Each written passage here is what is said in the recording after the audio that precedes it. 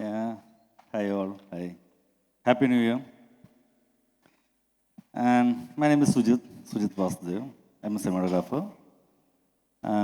Doing cinematography in Malayalam movies, and yeah, I did a few Telugu movies also. Right now, I'm here to talk about Genesis from concept to impact. For that, I just wanted to take refer some books and all, and I എനിക്ക് സംസാരിക്കാൻ കൂടുതൽ താല്പര്യമുള്ളത് സിനിമയായതുകൊണ്ട് തന്നെ ഞാൻ ആ വിഷയം choose ചെയ്തിരിക്കുന്നത് സിനിമയിൽ നിന്നാണ്. ഞാൻ ആദ്യമായി സംവിധാനം ചെയ്ത സിനിമ ജെയിംസ് ആൻഡ് ആലീസ്. അതിൻ്റെ കോൺസെപ്റ്റ് ആക്ച്വലി എനിക്ക് കിട്ടുന്നത് പുസ്തകങ്ങളിലൂടെ ഇൻ ദ സെൻസ് ഞാൻ ആ കാലത്ത് എൻ്റെ ഒരു ലേറ്റ് 30s അല്ലെങ്കിൽ ഏർലി 40s വായിച്ച ഒരു പുസ്തകത്തിൽ നിന്നാണ്. റോബിൻ ശർമ്മയുടെ ഫാമിലി വിസ്ഡം എന്ന പുസ്തകത്തിൽ നിന്നാണ്. മുഴുവൻ പുസ്തകമല്ല അത് ശരിക്കും. അദ്ദേഹം കുറേ അധികം ആളുകളുടെ ലൈഫ് ഇൻസ്പിറേഷൻ വെച്ചിട്ട് തുടങ്ങിയ ഒരു ഭയങ്കര രസകരമായിട്ടുള്ളൊരു ജേണിയാണ് ആ പുസ്തകം.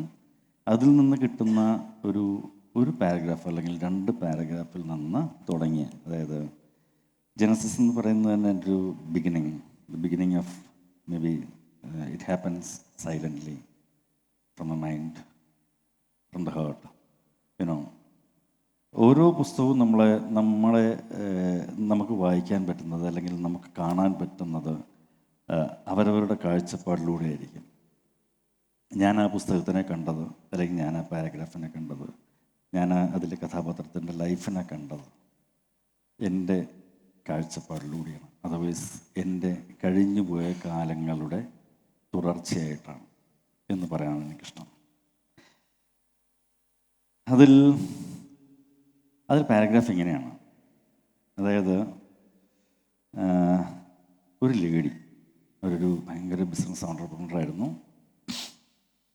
അവർ കുറച്ച് കാലമായിട്ടൊരു 6-7 വർഷമായിട്ട് അവരുടെ ബിസിനസ്സിൻ്റെ ഹൈപ്പിലായിരുന്നു.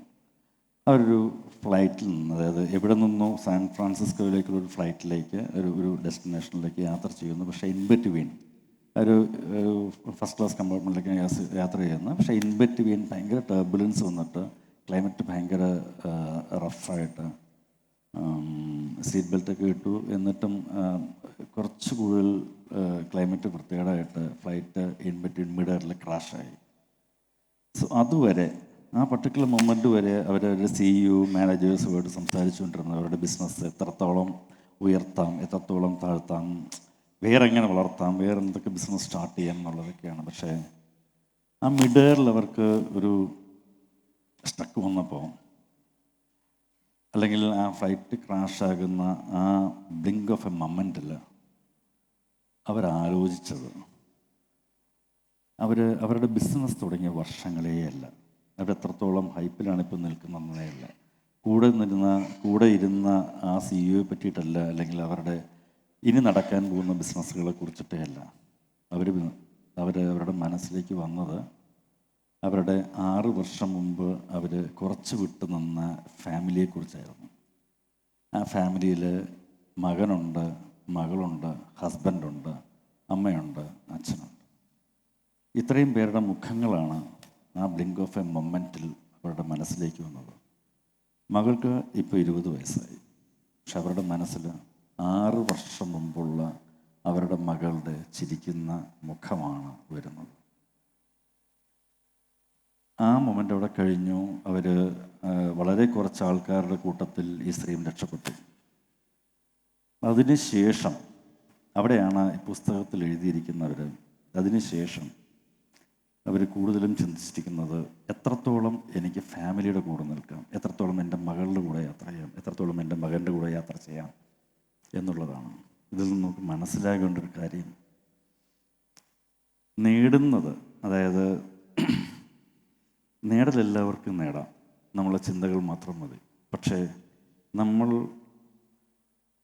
കാണേണ്ട ഒരു കാഴ്ചയുണ്ട്.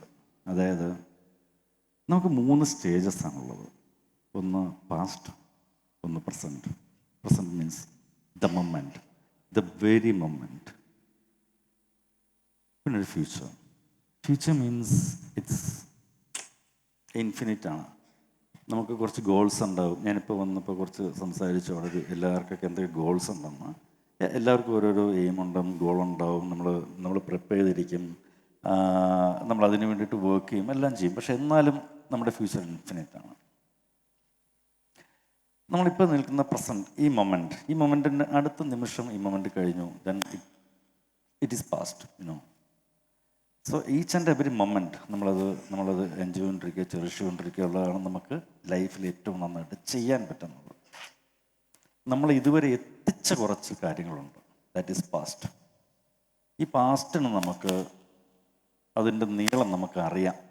തിരിഞ്ഞു നോക്കുമ്പോൾ, അല്ലെങ്കിൽ നമ്മളൊന്ന് ബാക്ക് ചെയ്യുമ്പോൾ നമുക്കറിയാം നമുക്ക് ഇത് ആരൊക്കെയാണ്, എവിടെ വരെ ഉണ്ടായിരുന്നു, നമ്മൾ എവിടെ നിന്ന് തുടങ്ങി, ദ സ്റ്റാർട്ട്, ദ ബിഗിനിങ്, എവിടെയായിരുന്നു നമ്മൾ. അവിടെ നിന്ന് ഈ മൊമെൻറ്റിൽ, അറ്റ് പ്രസൻറ്റ് ഈ മൊമെൻറ്റിൽ നിൽക്കുമ്പോൾ നമ്മളെ സഹായിച്ചത് ആരൊക്കെ, നമ്മളുടെ കൂടെ നടന്നതാരൊക്കെ, പിന്തിരിഞ്ഞ് നടന്നതാരൊക്കെ, ഇത് നമുക്കറിയാൻ പറ്റും. ഈ അറിവ് ഈ അറിവുണ്ടാകാൻ അവർക്ക് ആ കഥയിൽ, അല്ലെങ്കിൽ ആ പർട്ടിക്കുലർ ഇൻസിഡൻറ്റിൽ, ആ പർട്ടിക്കുലർ പാരഗ്രാഫിൽ അവർക്ക് ആ ഒരു തിരിച്ചറിവുണ്ടാകാൻ ഈ ഒരു ഫ്ലൈറ്റ് ക്രാഷ് അല്ലെങ്കിൽ ആ ഒരു പർട്ടിക്കുലർ മൊമെൻ്റ് വേണ്ടി വന്നു. ഞാൻ എന്താണ് എന്ന് തിരിച്ചറിയാൻ. എനിക്ക് ഈ പുസ്തകം ഭയങ്കര ഇൻസ്പയർഡായി. ആ പാരഗ്രാഫ് ഭയങ്കര ഇൻസ്പയർഡായി.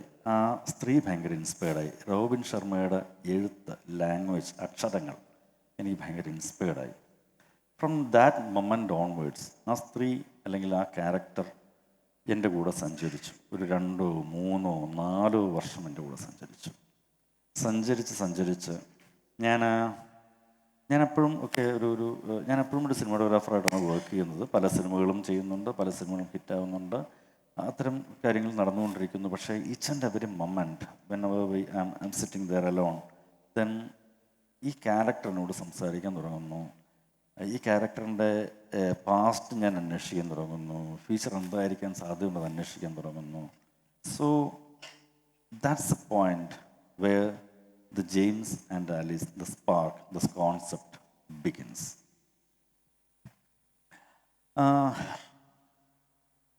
ആ കോൺസെപ്റ്റിലേക്ക് ഞാൻ അതിനകത്ത് ചെയ്ത ഒരൊറ്റ കാര്യമേ ഉള്ളൂ. ഞാൻ ചെയ്തു എന്ന് പറയുന്നതിനകത്തല്ല, നമ്മുടെ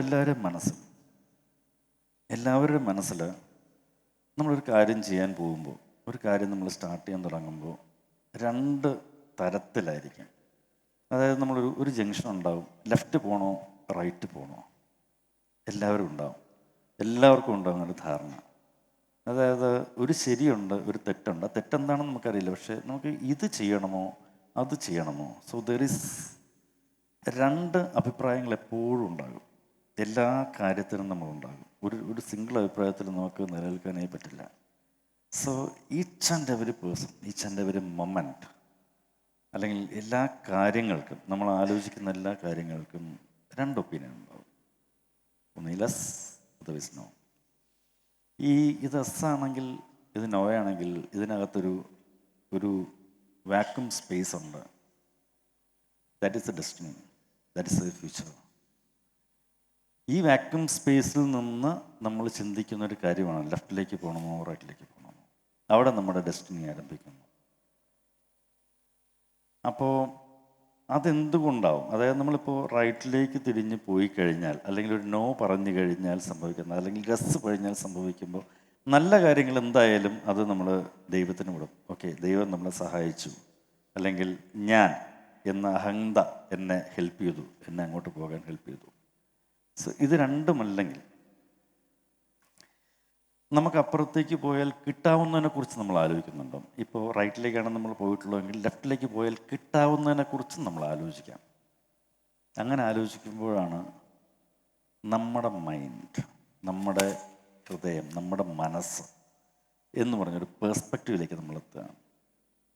so that's what I applied as God. എൻ്റെ അഭിപ്രായത്തിൽ, എൻ്റെ പെർസ്പെക്റ്റീവിൽ നമ്മുടെ മനസ്സ് തന്നെയാണ് നമ്മുടെ ദൈവം. ആ മനസ്സിനപ്പുറത്തേക്കല്ല ദൈവത്തിൻ്റെ സാന്നിധ്യം, ദൈവത്തിൻ്റെ കൈകടത്തൽ എന്ന് ഞാൻ എപ്പോഴും വിശ്വസിക്കുന്നു. കാരണം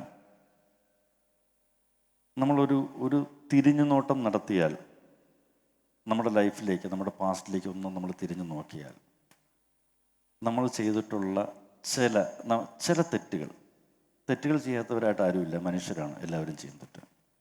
ആ തെറ്റുകൾ എങ്ങനെ തിരുത്തപ്പെടാം, ഇങ്ങനെ പെരുമാറിയിരുന്നെങ്കിൽ അത് കുറച്ചുകൂടി നന്നായിരുന്നല്ലോ എന്നൊരു തോന്നൽ നമുക്ക് ഏതെങ്കിലും സമയത്തുണ്ടായിട്ടുണ്ടെങ്കിൽ അത് ദൈവത്തിൻ്റെ കൈകടത്തലാണ്. മീൻസ് നമ്മുടെ മനസ്സ് നമ്മളോട് പറയുന്നതാണ് എന്നാണ് സത്യം.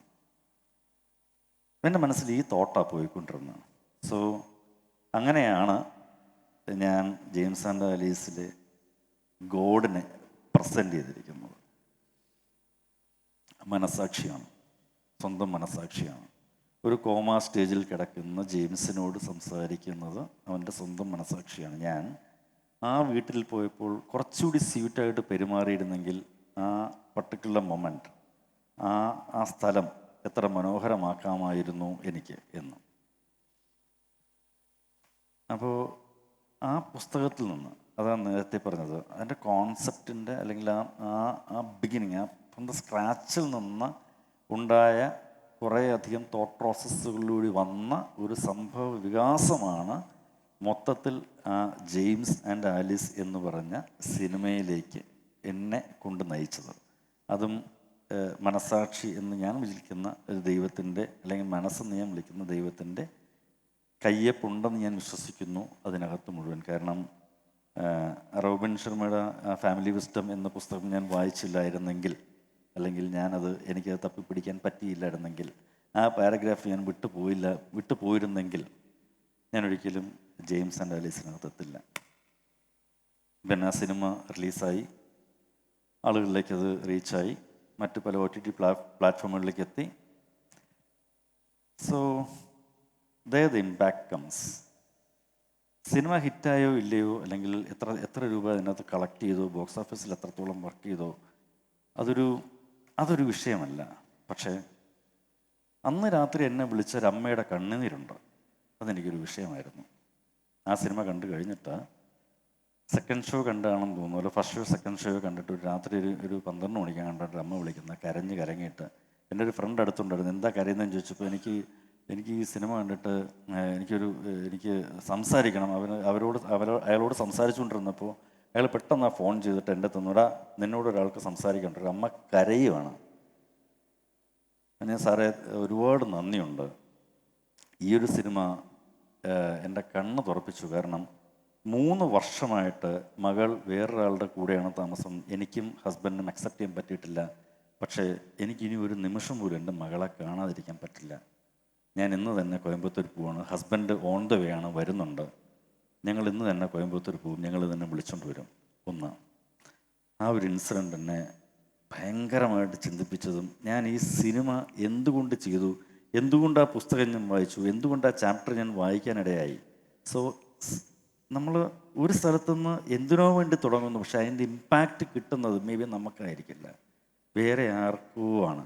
അങ്ങനെ ഒരുപാട് ഫാമിലീസ് അത് കണ്ടതിന് ശേഷമുള്ള ഇമ്പാക്റ്റ്ഫുള്ളായിട്ട് വന്നിട്ട് എന്നോട് സംസാരിച്ചിട്ടുണ്ട്. ഈ കഴിഞ്ഞ വർഷം ഒരു ഫാമിലി എൻ്റെ വീട്ടിൽ വന്നു, വീട് തപ്പിപ്പിടിച്ച് വന്നതാണ്. അപ്പോൾ എൻ്റെ വളരെ പഴയ സുഹൃത്തും ഒക്കെയാണ് അവരെ കൊണ്ടുവന്നിരിക്കുന്നത്.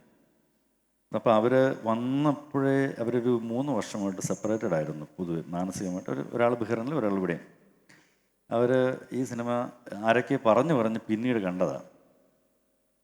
ഇത് കാണുമ്പോൾ, അല്ലെങ്കിൽ ആ ഒരു അവരുടെ ഫാമിലി തമ്മിലുള്ള അടുപ്പം അവർക്ക് കാണാനിടയായപ്പോൾ, സെപ്പറേറ്റഡ് ആയിരുന്ന ഫാമിലീസ് ഒരു പ്രാവശ്യം എന്നെ വിളിച്ചു നോക്കാം എന്ന് പറഞ്ഞിട്ട് ഹസ്ബൻഡ് ഫോൺ ചെയ്തതാണ്. ആ ഒരൊറ്റ ഫോൺ കോളിൽ അവർ റീജോയിൻ ചെയ്യാൻ തീരുമാനിച്ചു.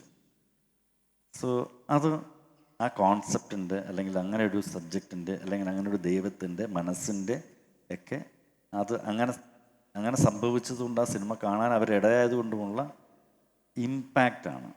സോ എവിടെയോ ആരോ എഴുതുന്ന, ആരോ വായിക്കുന്ന, ആരോ തലോടുന്ന, ആരോ ഒരു മനസ്സുകൊണ്ട് ആശിക്കുന്ന എന്തോ സാധനങ്ങൾ മറ്റുള്ളിലേക്ക് എത്തുമ്പോൾ അവർക്കത് നല്ലതായിട്ട് ഫീൽ ചെയ്യുന്നുണ്ടെങ്കിൽ, അവർക്കത് വളരെ മനോഹരമായിട്ട് മനസ്സിലേക്ക് ഉൾക്കൊള്ളാൻ പറ്റുന്നുണ്ടെങ്കിൽ, that's the impact which we can do എവ. So thank you so much. നിങ്ങളുടെ മുമ്പിൽ എനിക്ക് ഷെയർ ചെയ്യാൻ പറ്റിയതിൽ thank you so much for this event. Thank U.